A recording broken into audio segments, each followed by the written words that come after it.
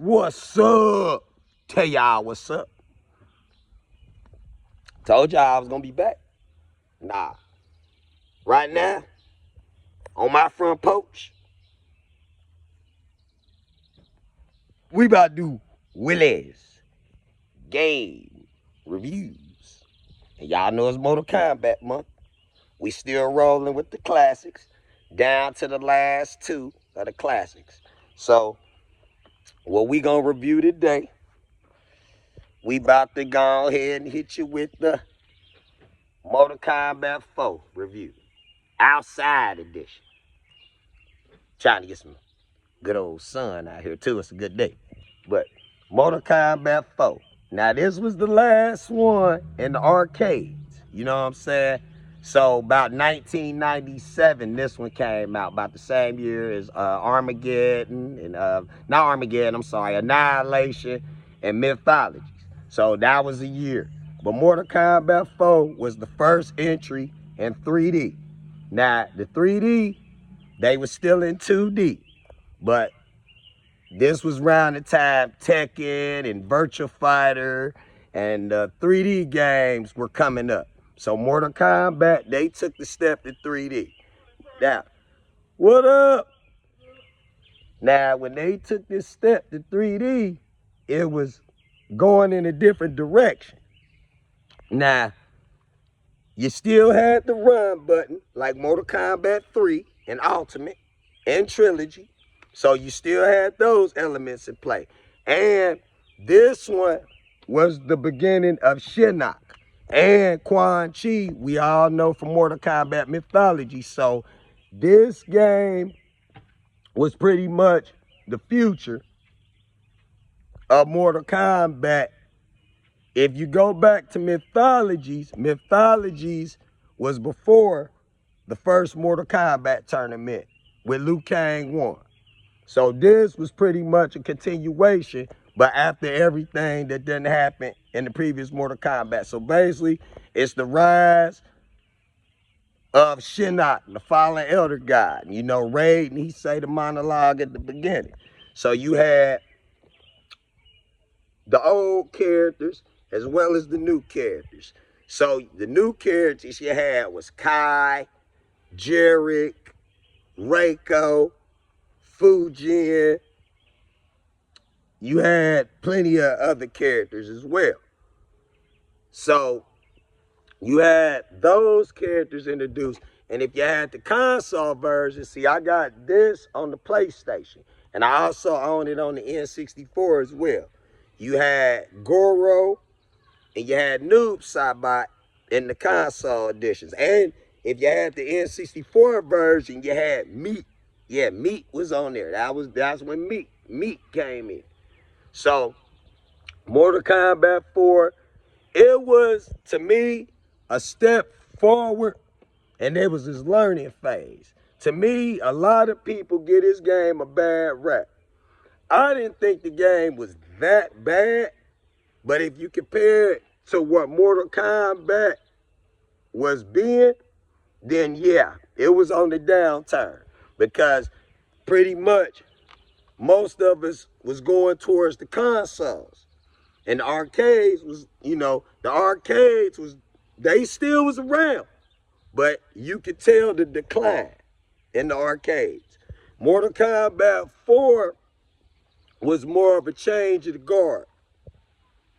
Some of it was good, and it benefited the future titles, but a lot of Mortal Kombat 4, they was trying new things, and well, the new things didn't work out the way it could have. But Mortal Kombat 4, it did do what it did in this time frame. Me, personally, I still love Mortal Kombat 4, to a degree, because it was the introduction to the 3D, and they added new characters to the lore, which a lot of the characters in MK4, well, Tanya, Quan Chi, Shinnok, they appeared in future games, but their appearances were in this game.